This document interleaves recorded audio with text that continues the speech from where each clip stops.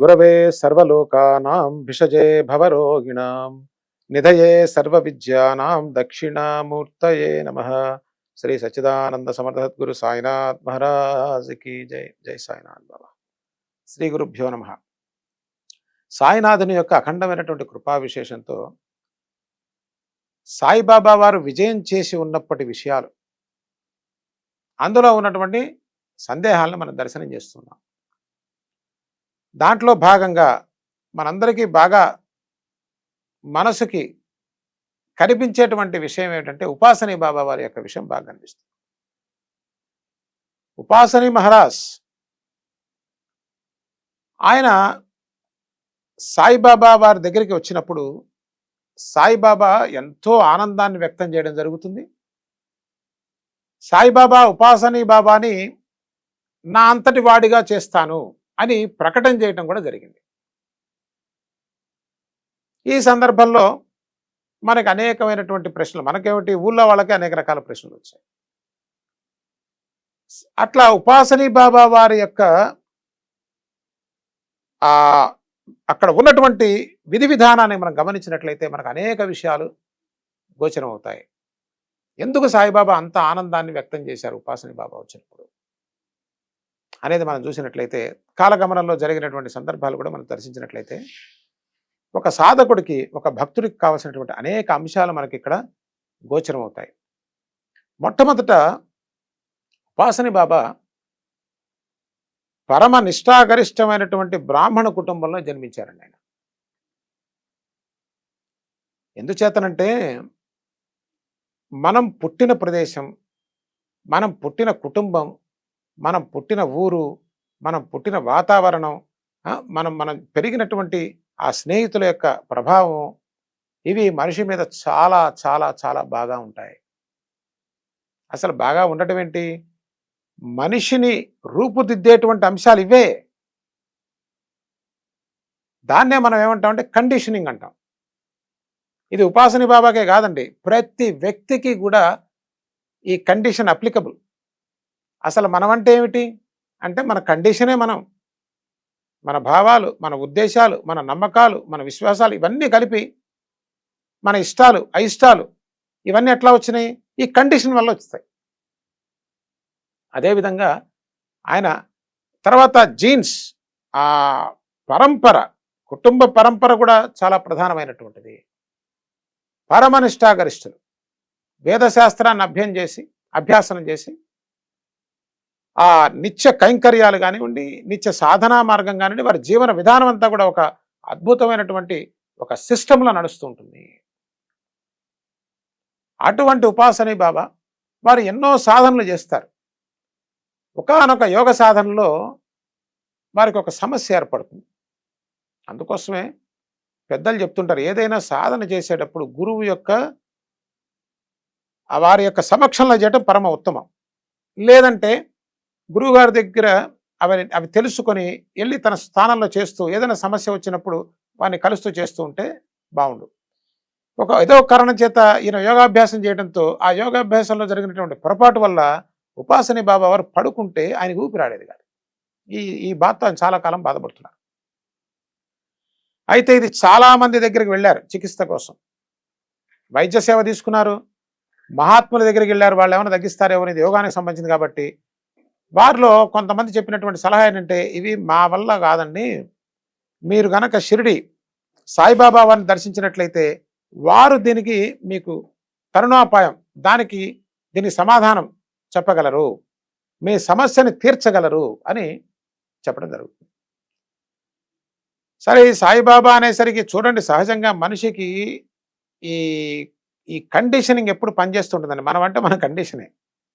ఎలా అయితే మేఘశ్యాముడు మొట్టమొదటి సాయిబాబా దగ్గర రావడానికి ఇబ్బంది పడ్డాడో, అంతకన్నా ఎక్కువ ఉపాసనీ బాబా ఇష్టపడ్డాడు. పోయి ఆ ఫకీర్ దగ్గరికి పోవడం ఏమిటి, నేను పోను, ఏదో నేనే తగ్గించుకుంటాలే, లేకపోతే ఎవరి దగ్గరికి వెళ్ళి తగ్గించుకుందాం అనే ఉద్దేశంతో రాడండి చాలా కాలం. అయితే ఇక గత్యంతరం లేక ఏం చేస్తాడు, బాధ భరించలేక దారిలో వస్తూ ఒకానొక గుహలోకి ఎక్కి కూర్చొని ఆ ధ్యాన స్థితిలో బాహ్య స్మృతిని కోల్పోతాడు. ఎంతకాలం ఉన్నాడో తెలియదు. చాలా కాలం తర్వాత స్పృహ వస్తుంది. ఎందుకు ఈ విషయం చెప్తున్నామంటే ఉపాసని బాబా సామాన్యుడు కాదు, గొప్ప సాధకుడు. తన దేహాన్నే మర్చిపోయేటువంటి ట్రాన్స్లోకి వెళ్ళేటువంటి స్థితిలో ఉన్నారు, ధ్యాన స్థితిలో.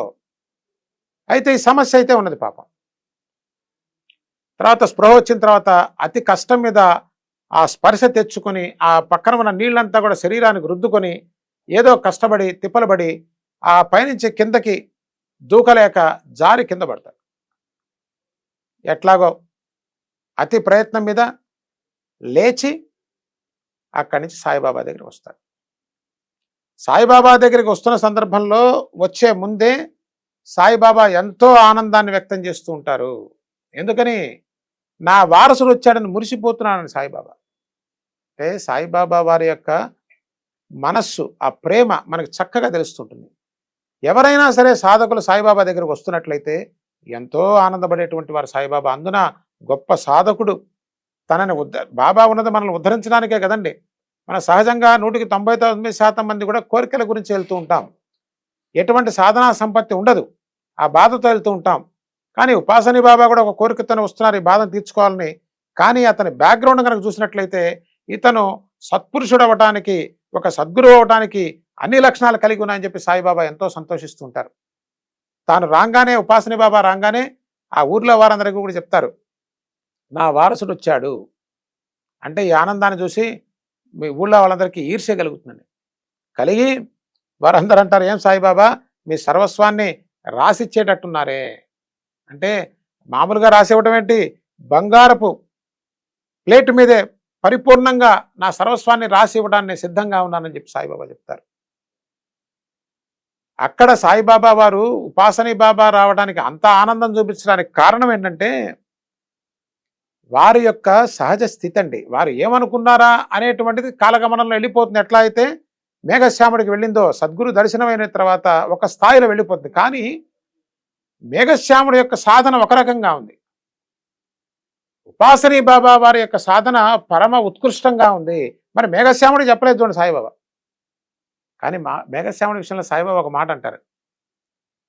మేఘశ్యాముడు సుమారుగా 2-2.5 సంవత్సరాలు బాబా సేవ చేసిన తర్వాత బాబాలో ఐక్యమైతే, బాబా ఇటువంటి భక్తులు నాకు చాలా అరుదు, చాలా కొద్దిగా తక్కువ ఉంటారు. మేఘశ్యాముడు నాకు నిజమైన భక్తుడు, మేఘశ్యాముడికి ఇక జన్మే లేదు అని చెప్పారు. సామాన్యమైన విషయం కాదది. భక్తికి ఉన్నటువంటి శక్తి అటువంటిది. అది భక్తి అయి ఉండాలి, పూర్ణ భక్తి అయి ఉండాలి. ఇక్కడ ఉపాసని బాబా విషయంలో సాయిబాబా వారు చెప్తున్నది ఏంటంటే, నాకు వారసుడు వచ్చాడు. సాయిబాబాకు వారసుడు అంటే తరించకపోయే ప్రశ్న ఎక్కడుందండి?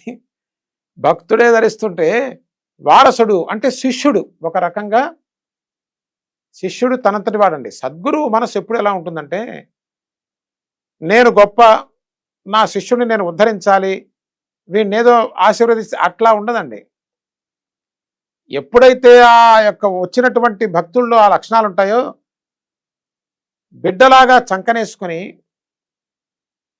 అదేవిధంగా బిడ్డకి వారసత్వం ఎట్లా వస్తుందో, రాజు బిడ్డ రాజే కదా, ఇది విశ్వానికి రాజు, ఆనంద సామ్రాజ్యానికి మహారాజు అయ్యేటువంటి స్థితి సాయిబాబా యొక్క శిష్యుడు అంటే సామాన్యం కాదండి.